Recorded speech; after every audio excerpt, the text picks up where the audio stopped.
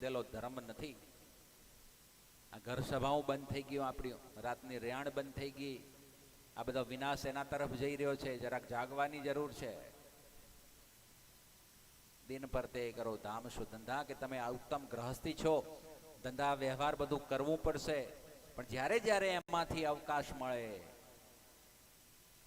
ત્યારે એક વ્યવહારિક નોલેજ એવું બતાવે છે કે રોજ નિયમિત તમે મંદિરે જજો.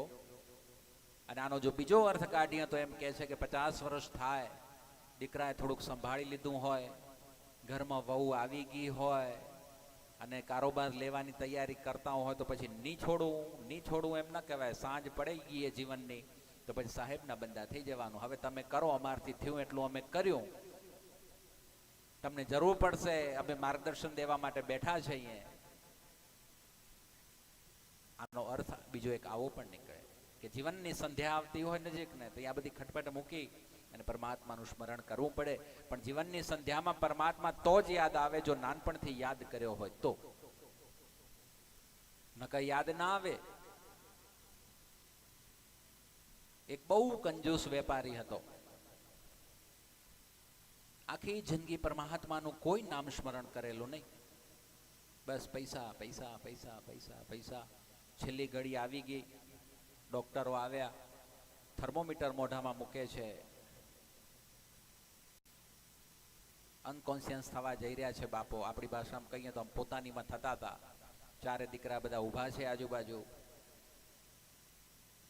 થર્મોમીટર કાઢીને ડોક્ટર કીધું 104. એટલે બાપો બોલ્યા, વેચી નાખ વેચી નાખ, 80માં લીધા 104 થઈ ગયા દિવેલા.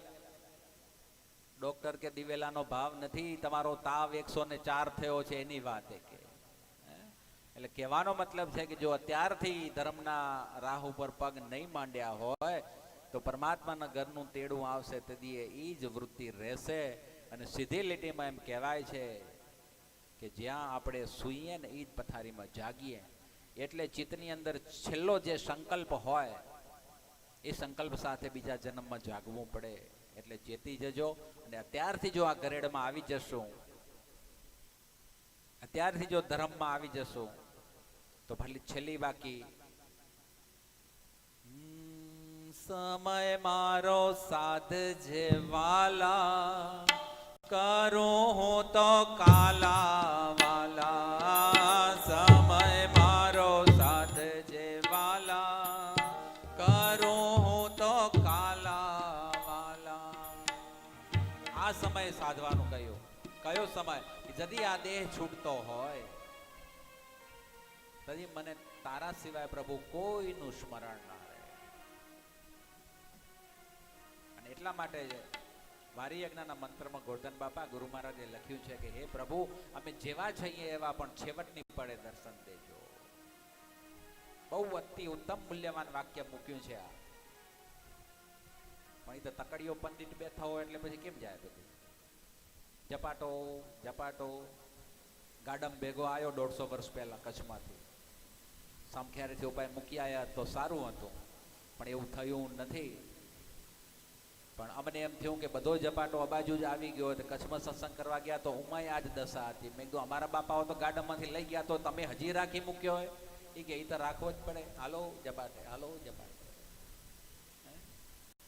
તકડ આપણી ભાષામાં તકડ કરો, તકડ કરો, તકડ કરો. પછી છેલ્લે દી તકડ જ થશે. હાલો હવે રખા એમ નથી ઘરમાં, મુંબઈ વાળાને રાહ જોવા એમ નથી, કરો તકડ. પ્રભુ આપણું જ ઘર હશે અને એની અંદર આપણે કચરો બની જશું. અને આપણે કાઢવાની ઉતાવળ કરે એના પહેલા જો જાગી જવાય તો આ ધર્મના નિયમો અંગીકાર થઈ જાય તો જાગી જવાશે. નકર પછી હાલશે પડ્યું એમ જ. ગોર મુખે તમે રહો રે બંદા, ઋષિવર કેરી યહી સંધ્યા. ગોરના મુખે કઈ રીતે રહેવાય? આખો દી ગુરુના સન્મુખ રહેવું પોસિબલ છે? ગુરુબોધ લીધા પછી શું ત્યાં ત્યાં રહેવાય? તો જેના 5-6 હજાર શિષ્ય હોય શું કરે? ત્યાં ત્યાં બધા બેઠા હોય.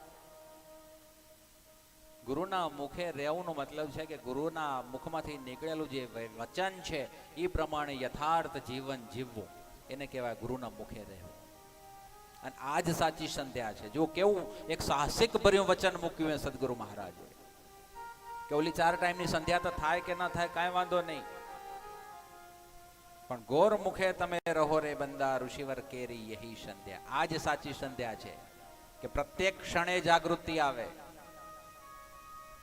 કે મારા ગુરુ મહારાજનું આ વચન છે. શિક્ષાપત્રીમાં આવે છે, પડી જડી વસ્તુ ન લેવી ભાઈ. 2000 ની ગુલાબી છાપ નોટ પડી હોય તો મુકાય નહીં. મુકાય?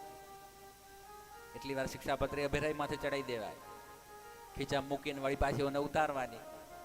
આજ થાય રહ્યું ને. આને જ વેદ તત્વ કીધું છે. બેદલ દિલ બે બાજુ ચાલે છે.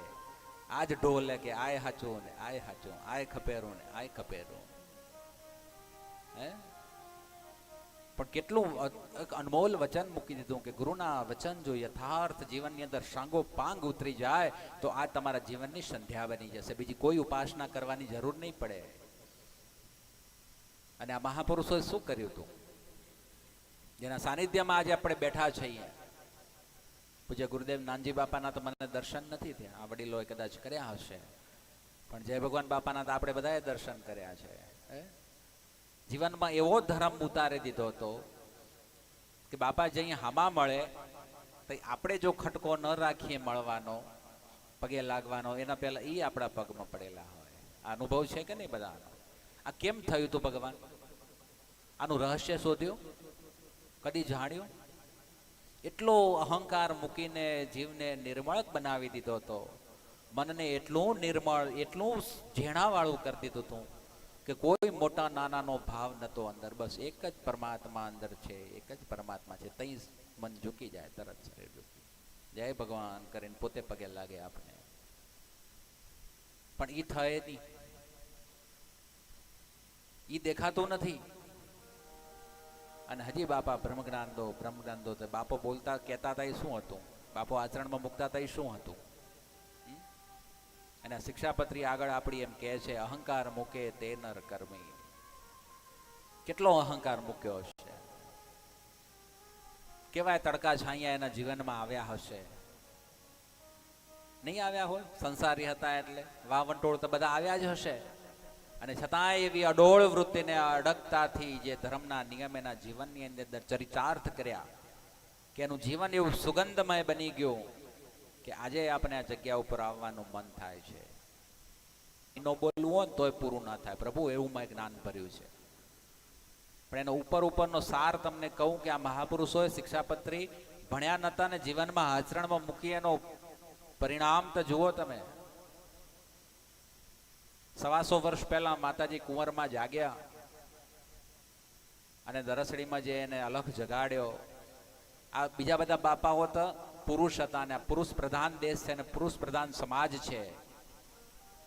પણ એ સ્ત્રી શક્તિ પણ શું કાર્ય કરી શકે છે ધર્મનો નિયમ જો જીવનમાં આવી જાય છે તો? કેવું જીવન અનમોલ બનાવ્યું એને. હે અદ્ભુત પ્રભુ. એટલી સુગંધ, એટલી સુગંધ. હજી આજે એ જ વાઇબ્રેશન ને એ જ સુગંધ. તે ખાલી દરસડી પૂરતી નહીં, માના નામનો અહીંયા પાણીયારે દીવો કરો, ગોખલામાં દીવો કરો તો માતાજી આજે હાજરા હજુર.